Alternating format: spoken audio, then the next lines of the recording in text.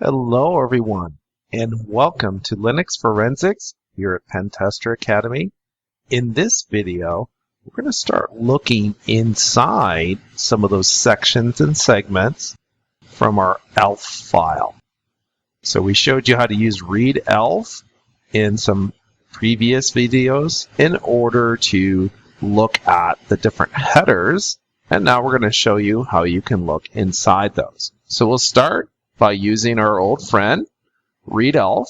So remind ourselves of the sections available. I'm going to do a read ELF section headers on Xingxi bind shell. Here we can see various sections. So we have some notes in 2 and 3. Our text section that contains our code is in 13. And we have some comments in 26. So let's use read ELF to look at some of these. The syntax is pretty easy. Read ELF -- hex dump equals, and then the number of the section to dump. So I will dump section 3 of our file. And there you have it. You can see that this contains new and then some other information that is not necessarily ASCII text. What about section 6? Section 6 has a whole bunch of strings. This is in a string table, so you can see some of the strings related to this program, such as libraries that are being loaded, function calls, etc. We can have a look at 26, and this is a comment, and it tells you the exact version of GCC that was used in order to compile this program. What about the text segment? We talked about this one before, and we said that it contains the code for your program. Let's go ahead and dump it and see what it looks like. So here is a dump of our text segment, which is a somewhat longer segment, and you'll notice that this dump is incredibly unuseful. The reason for that is that it just dumped the raw hex and any ASCII interpretation.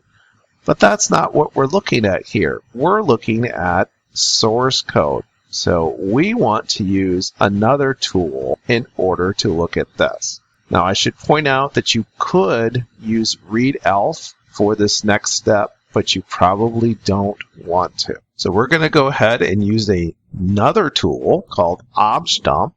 The syntax for objdump is pretty simple. Objdump -- disassemble -- M for a machine type, Intel, and then we give it the name of the file.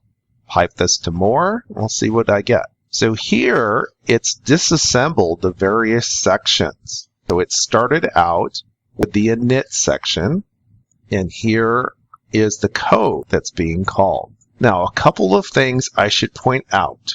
This disassembly is what we call a static disassembly. In other words, if you have some code that's modifying itself or doing something strange, this will not be picked up by objdump.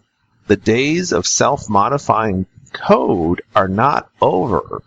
However, in the Linux platform, it is much less likely that you're going to have to deal with such code because the different memory chunks have permissions, and it is unlikely that you would have a chunk that is writable and executable. So there's some ways of trying to get around that, but fundamentally it's kind of hard, and so you don't see that too much. The other thing you should know about this static disassembly is that if I've embedded some strings in the middle of this code, it might not handle that correctly. Anyone who's ever done any work with DOS disks that are bootable is familiar with the idea of the boot sector, where the first 3 bytes are a jump instruction that jumps over some parameters that are stored about the disk. So this is similar to that situation where if you have anything like that, where you're intermingling code and data, it won't necessarily correctly interpret it with optional. And we'll show you later how you can do this in some future videos. So back to our disassembly. Here's our init section. We have some pretty simple assembly here. And if this assembly looks like garbage to you or Greek to you, assuming you don't speak Greek, that is, I would highly recommend you have a look at some of the shell coding and assembly courses here at Pentester Academy. It might not be a bad thing to have a look at those and then maybe come back to this course. So here you can see I'm subtracting 8 from my stack pointer, and I'm moving some things around, forming a test, and depending on the results of that test, I will jump to 2 different locations. And here we have another section at 400 ACO, and the more interesting part will be when we get into our actual text segment. So what you're seeing here is a bunch of instructions that pretty much say, go here, etc. So this is just a table of jump instructions. It's pretty boring. And here we start our text section, our main program. You can see the address here, 400CD0. It is the start, that's the label. And first, it will do an exclusive OR between the EBP register and itself. Then we have some things that are moved around, and we get into our main program. Some things to note about this assembly: it will call the various functions, and you in particular might want to take note of the different calls, because even if you've done some sort of obfuscation, if you're the attacker or the bad guy that wrote this malware, you will still see that a lot of these things are going to be interpreted. You know, if you're making a standard library call, you can't obscure that name for that function that you're calling, because the compiler has to be able to find it. So here we can see some other code. We have a deregister tm clones. Here we see another function called nmalloc.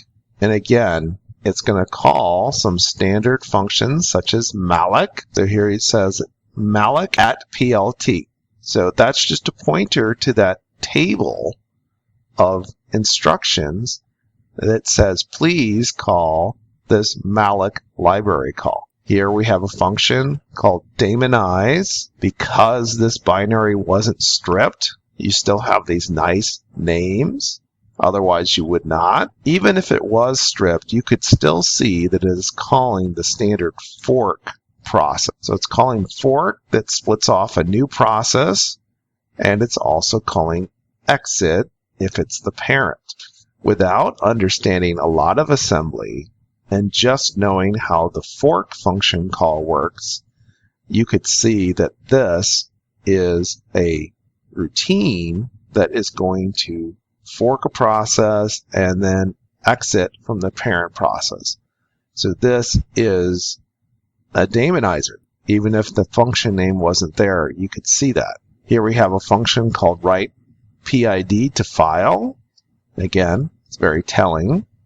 Even if you didn't have the function name, you can see here it says get PID, open a file.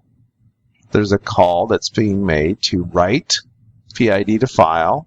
Here we see fprint being called, which is going to write to the file, and fclose is being called, which will of course close the file, flush any buffers.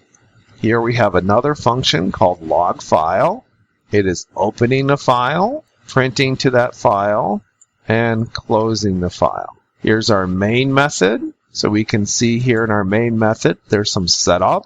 It's going to push the frame pointer. It's going to move the stack pointer to the frame pointer. push it, subtract 88 from the stack pointer. In other words, it's going to allocate space on the stack. And then you're going to see a bunch of move instructions where a bunch of data is going to be loaded onto the stack. And that's in these next few lines. Then you see a call here to nmalloc, a call to put character, popen, fgets, stir. We're doing some comparisons here. And if you look at this code just a little bit, you'll pretty soon figure out what's happening here. And again, we haven't actually run this program yet. And we'll talk about running programs and how you need to be careful when you start doing things like that. But it would appear as though here I'm going to do a comparison, and I do a comparison between what somebody entered and something else, my password, and depending on those results, I'm either going to call daemonize or I'm going to end up calling something else. And here I'm going to write my process ID to the file. I have another call to fwrite. I call log file, fwrite.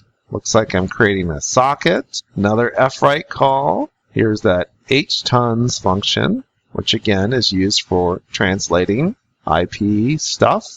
Setting my socket options. Binding to a socket. Writing some more things to a file. And exiting. Here you can see there's a listen call to flush, accept, stirling, write, etc. So by tracing through this, you can get kind of a feel for what's going on here. Again, you can see if this is making certain function calls, you can tell that it is using sockets because you see some function calls for that.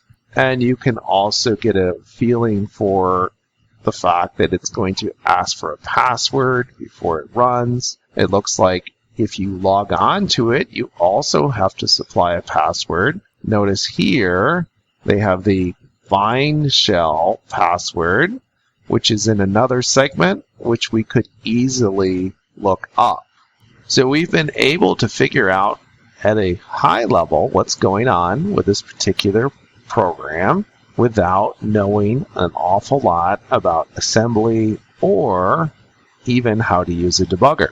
So we will dig deeper in some future videos, but that's all for this video.